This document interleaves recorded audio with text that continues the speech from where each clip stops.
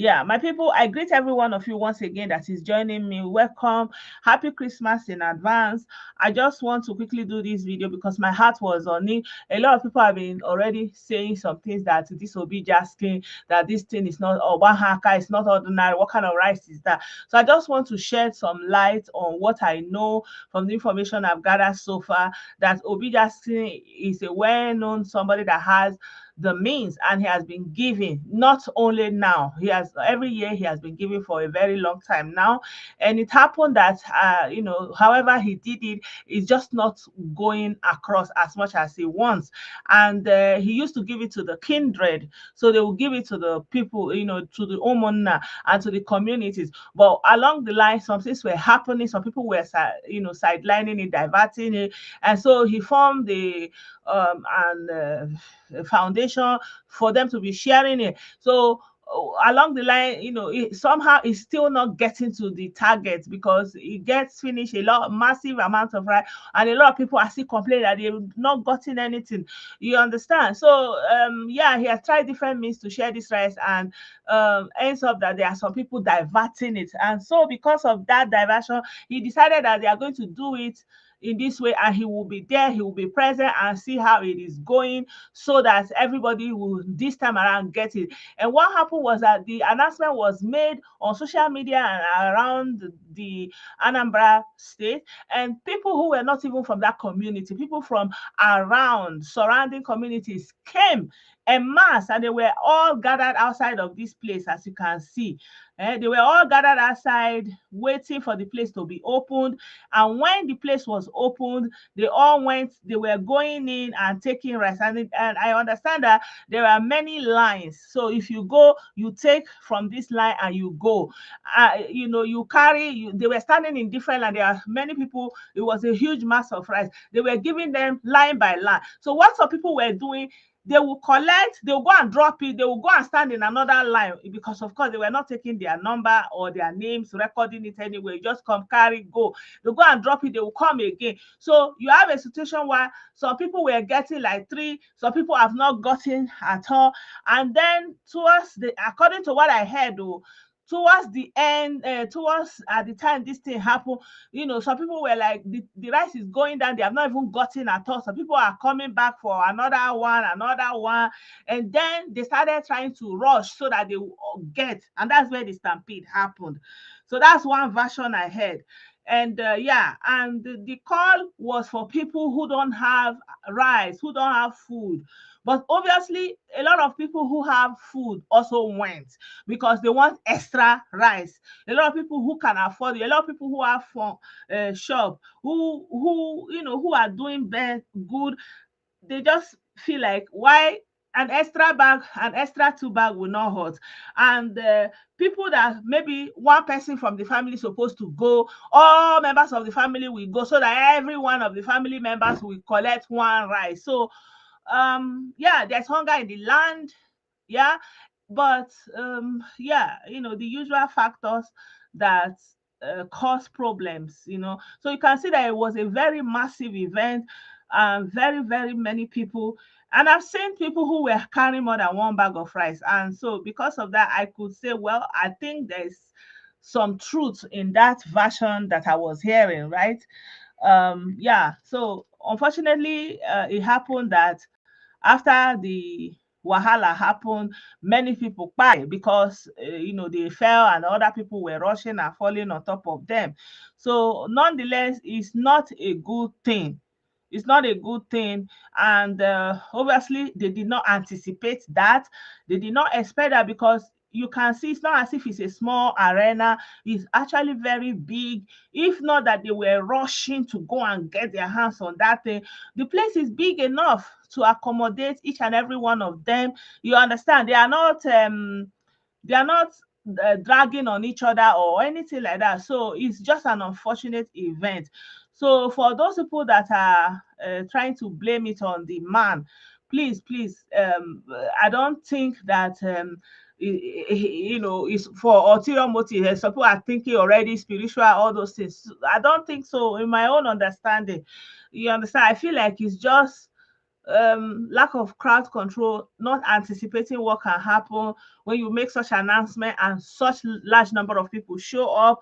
You understand that, understanding the danger that it poses, especially when people wants to go and grab it. One person wants to grab five when other people have not gotten. You understand? So staying on the line is not something people are used to doing, because when they are staying on line, people at the back will think that if I don't go forward and rush, this thing will finish and it will never get to me. Are you getting me? So unfortunately, because of this thing, now more than 100 people don't go like this as we are talking, because of rice. Because of rice. And of course, you cannot rule out the fact that there is hunger in the land. There is hunger, you understand, like rice that they used to sell 15,000, 20. If I remember when they were saying that rice was 30,000, it was really causing an uproar. But now rice is more than 100,000, sometimes 90, 94, like from 90 upwards. So I can imagine, like some people would think, if I can get to, at least I have secured rice, food, food for the next couple of months. So you can understand that desperation. So there have always been hunger, but in extreme hunger, people become desperate and people take extreme measures. Are you happy? Are you understanding me? So yeah, there's extreme hunger in the land, and people become desperate because of that scarcity, that anticipation of more difficulty, scarcity, and so people rushed to get it by all means, forgetting or not even understanding the danger it's going to pose to them. So I just want to make this post. Please, let's desist from casting aspersions on Obijackson.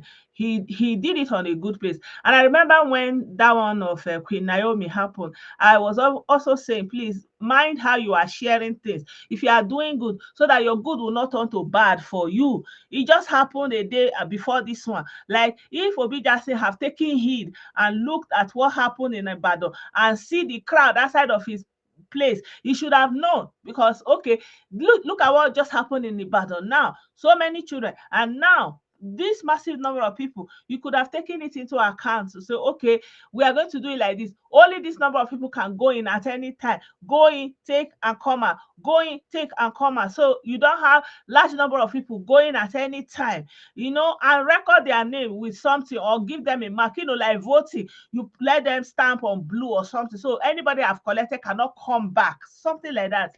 But obviously, he did not do that. So organization is a problem. They did not organize it well, even in the face of another stampede that happened in Ibadan.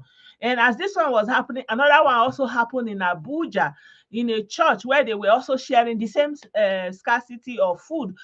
People still desperate, they rush because they don't want to go home empty-handed. So there is no way we can argue it again. There is greed, there is corruption, but there is also hunger, and that extreme hunger is fueling people to become so desperate and forgo all security and just kind of launch themselves into that crowd, that they must get that thing by all means. Are you getting me? So please, I'm just doing this video perhaps to say, if you really have to share, think about it before you go and gather people, because there is desperation, there is hunger, and that hunger has fueled desperation.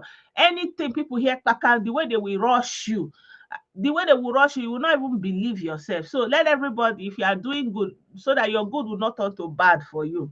I learned that Queen Naomi has been arrested, and know that police have given issued a directive that before you do anything that we are involve crowd, that you should come and report to the police, so that they will give you measures that you will take. Otherwise, if anything happens and there's a stampede, you are going to be held accountable for it.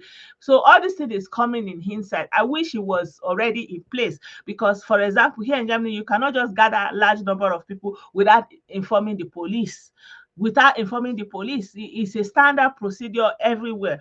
But unfortunately, a lot of people have to go for them to kick in such kind of measures.